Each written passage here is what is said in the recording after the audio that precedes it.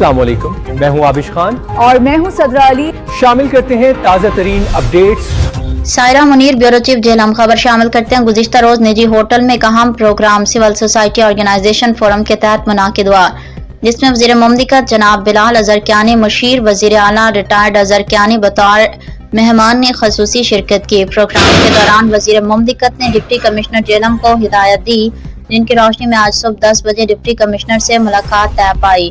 اس ملاقات میں واسا کے بلوں اور گرین بیلٹس پارک کے حوالے سے تفصیلی گفتگو کی گئی۔ ڈپٹی کمشنر موقع پر ہی واسا کے ایم ڈی سے رابطہ کیا، اوور بلنگ اور معاملات پر بھی بات کی اور فوری ہدایات بھی جاری کر دی گئی ہیں۔ فورم کے صدر اور بانی کو آگاہ کیا گیا، شہری فوری طور پر اپنے بل درست کروا سکتے ہیں اور ساتھ ہی ساتھ ان کو قسطوں کی بھی سہولت فراہم کی جائے گی اور کسی بھی شہری سے ناجائز بل وصول نہیں کیا جائے گا۔